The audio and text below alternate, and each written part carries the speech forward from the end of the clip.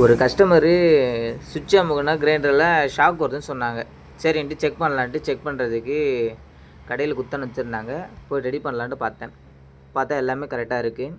இங்கே பார்த்தீங்கன்னா டெஸ்ட்டு வச்சேன், ஷாக் வரல, லைன் வரல. கை வச்சேன், எனக்கு ஷாக் அடிக்கலை. சரி என்ன பண்ணுறதுன்னு தெரியல.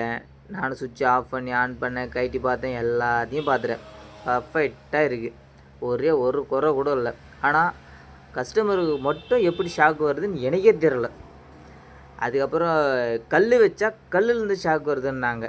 சரி கல்லில் தானே, அடுத்து நான் கல்லில் செக் பண்ணுறேன். கல் பக்கத்துலேயே வச்சுருந்து கிரைண்டர் போட்டு கல் போட்டு எல்லாத்தையுமே செக் பண்ணுறேன். பாருங்கள் நீங்கள் எப்படி செக் பண்ணுறேன்னுட்டு. ஆனால் ஒவ்வொரு கஸ்டமர் இந்த மாதிரி தான். நான் என்ன பண்ணுறது எனக்கே தெரில. கல் வச்சா கல்லுலேருந்து ஷாக் வருதான். சுற்றி பிளாஸ்டிக் இருக்குது, பிளாஸ்டிக் மாதிரி கல் வச்சுக்கிறேன், அதில் ஷாக் வருதுன்றாங்க.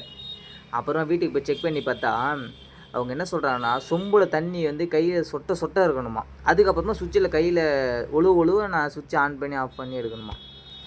ஏங்க இந்த மாதிரிலாம் இருந்தால் நான் என்ன பண்ணுறது சொல்லுங்கள். இங்கே பாருங்கள் பர்ஃபெக்டாக இருக்குது. இந்த மாதிரி கஸ்டமர் தான் நான் எப்படி வேலை பார்க்குறதுன்னு எனக்கே தெரில. நீங்களே சொல்லுங்கள்.